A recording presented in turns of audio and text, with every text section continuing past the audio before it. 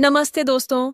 मेरा नाम राधा है और आज मैं आपको अपनी जिंदगी की एक ऐसी कहानी सुनाने वाली हूं जिसे कभी किसी को बताने की हिम्मत नहीं जुटा पाई। दोस्तों, मेरी उम्र 27 साल है और अब तक न तो मेरी शादी हुई है और न ही कोई रिश्ता पक्का हुआ है। मैं अपने पिताजी के साथ रहती हूं क्योंकि 2 साल पहले माँ हमें छोड़कर चली गईं। मेरा एक बड़ा भाई है, विशाल, जो मुझसे 3 साल बड़ा है और शहर में अपनी पत्नी के साथ रहता था। मेरी कहानी वास्तव में वहां से शुरू होती है जब विशाल भैया ने अपनी पत्नी से अलग होने का फैसला किया। लगभग 1.5 साल पहले की बात है। तलाक के बाद वह हमारे घर वापस आ गया और फिर से हम तीनों, मैं, पापा और विशाल, एक साथ रहने लगे। सच बताऊं तो मुझे हमेशा से एक बात परेशान करती आ रही थी। जब भी मेरे लिए कोई रिश्ता आता, वह आगे नहीं बढ़ता। न तो कभी सगाई तक पहुंचता और न ही शादी की बात। यह स्थिति मुझे बहुत व्याकुल करती थी। मेरी उम्र की सभी सहेलियां न सिर्फ विवाहित थीं, बल्कि उनके बच्चे भी हो गए थे। और मैं अभी भी अकेली थी, न कोई जीवन साथी, न कोई विशेष अनुभव। अब मुझे ऐसा लगने लगा था कि मेरा समय बीता जा रहा है।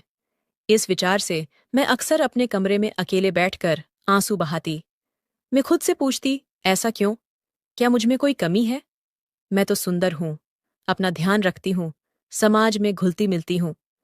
फिर मेरे लिए अच्छे रिश्ते क्यों नहीं आते? कभी कभी तो मन में यह विचार भी आता कि शायद किसी ने मुझ पर कोई टोटका कर दिया है। इन सब विचारों से मैं मानसिक रूप से टूट रही थी। लेकिन जब विशाल भैया अपनी पत्नी को अपना फ्लैट देकर हमारे पास लौट आया, तो मुझे थोड़ा सुकून मिला। मुझे लगा कि अब मेरा भाई मेरा साथ देगा, क्योंकि अकेलेपन में मैं बहुत ऊब जाती थी। पापा तो शाम होते ही अपनी दवाइयां लेकर सो जाते थे और मैं अकेली बैठी रहती। हालांकि भाई और भाभी के तलाक से मुझे दुख भी था, क्योंकि मुझे भाभी बहुत प्यारी लगती थीं। विशाल भैया ने कभी नहीं बताया कि उनके बीच क्या हुआ था। बाद में पता चला कि वजह थी भाभी की अफवाहें फैलाने की आदत। वे हर किसी की बातें सुनतीं और फिर उन्हें इधर उधर फैलाती रहतीं। लोगों ने जब विशाल से इस बारे में शिकायतें की तो उसे बहुत ठेस पहुंची। विशाल भैया ने कई बार अपनी पत्नी को समझाया, अपने घर पर ध्यान दो, दूसरों की जिंदगियों में झांकना बंद करो। लेकिन वो नहीं सुनती। हमेशा कहती, मेरी सहेली की भाभी के पति ने उसे नया फोन दिलाया। हमारे पड़ोसी अपनी पत्नी को शिमला घुमाने ले गए। वह अपनी जिंदगी से संतुष्ट नहीं थी और हमेशा विशाल भैया से शिकायतें करती रहती। उस समय विशाल भैया की आर्थिक स्थिति भी अच्छी नहीं थी, जिसे भाभी स्वीकार नहीं कर पाईं और अंततः तलाक मांग लिया। जब विशाल भैया हमारे साथ रहने आया, तो धीरे धीरे हम एक दूसरे के करीब आने लगे। हम दोनों दोस्तों की तरह हो गए। हमारे पास और कोई मित्र भी नहीं था। वह भी अकेला और मैं भी अकेली। पापा बुजुर्ग हैं, जैसा कि आप समझ सकते हैं। वे शाम 7 बजे अपनी दवा लेकर सो जाते और सुबह 6 बजे उठ जाते। मैं और विशाल रात देर तक जागते, साथ में खाना बनाते, कभी नमकीन या मिठाई खरीद लाते और टीवी देखते हुए घंटों बातें करते। हम एक दूसरे से सब कुछ शेयर करते, बिल्कुल दोस्तों की तरह। जब थक जाते तो मैं कहती, चलो भैया, अब मैं सोने जा रही हूं। मैं अपने कमरे में चली जाती और विशाल भैया थोड़ी देर बाद अपने कमरे में।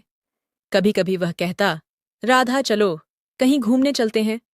हम बाहर जाते और उसका साथ मुझे सुकून देता। इस तरह उसने मेरे उस दर्द को कम किया जो मुझे शादी न होने और उम्र बढ़ने के कारण सताता था।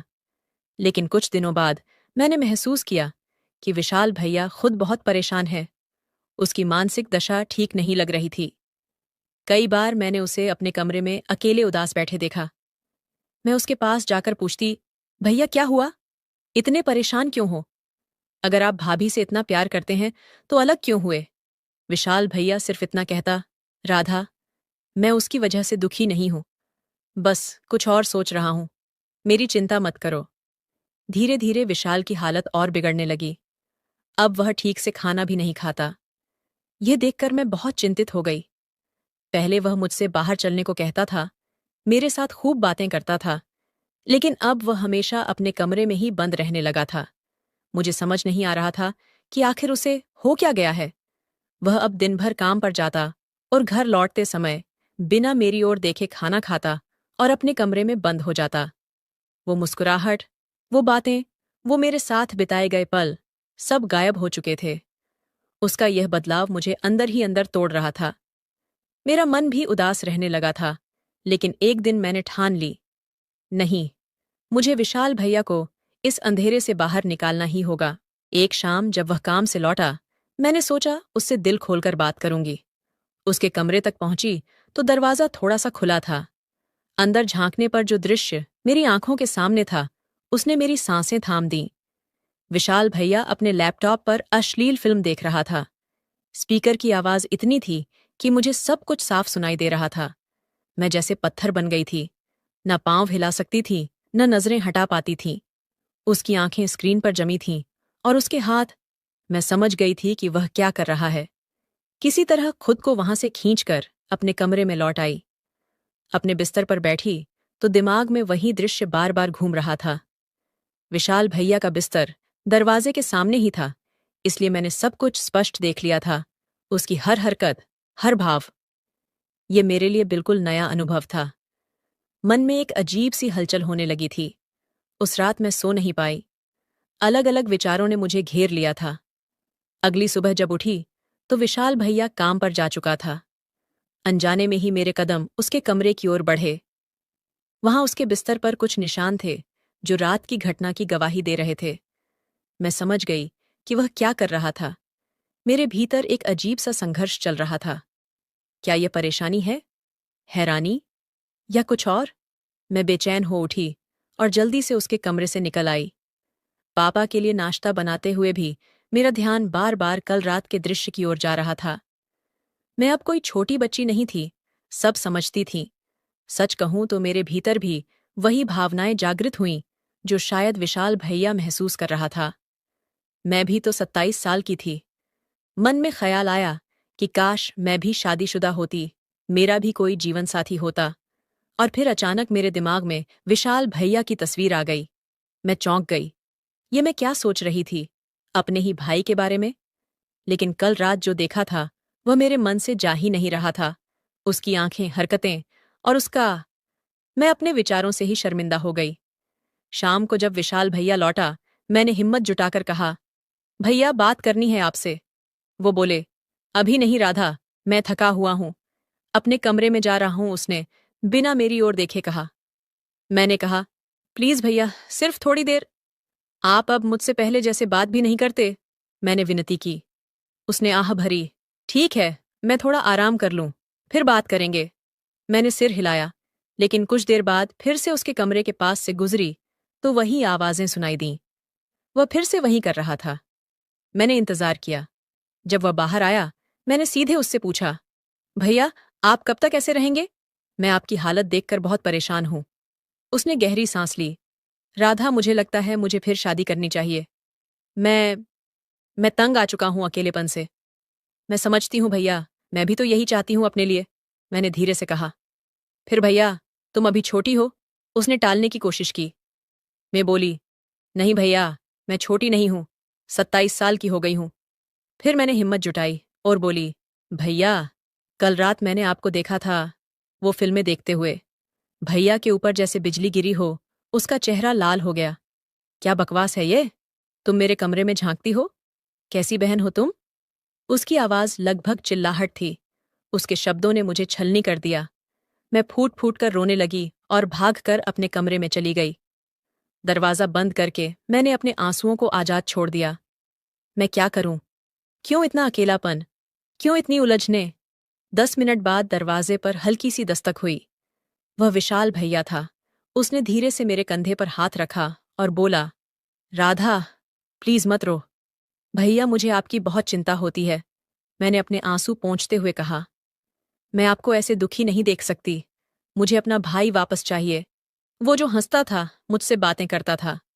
विशाल भैया ने मेरी ओर एक अजीब नजर से देखा और बोला, राधा, कल रात जो तुमने देखा वो तुम्हारे मन से नहीं निकल रहा है ना? मैं सच कहूं तो असहज हो गई भैया। मैंने पहली बार ऐसी चीजें देखी हैं। क्या?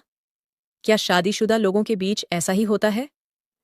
मेरी बात सुनकर विशाल भैया की नजरें बदलने लगीं।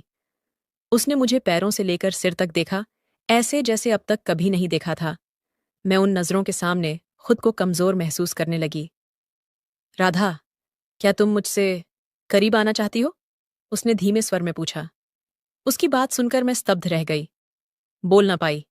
कुछ पल सिर झुकाकर खड़ी रही, फिर हल्की सी मुस्कान के साथ सहमति में सिर हिला दिया। सच कहूं भैया, मैं भी वो आजमाना चाहती हूं, मैंने शर्माते हुए कहा। लेकिन एक शर्त पर। अगर मैंने आपको ऐसा करने दिया तो क्या आप वो फिल्में देखना छोड़ देंगे?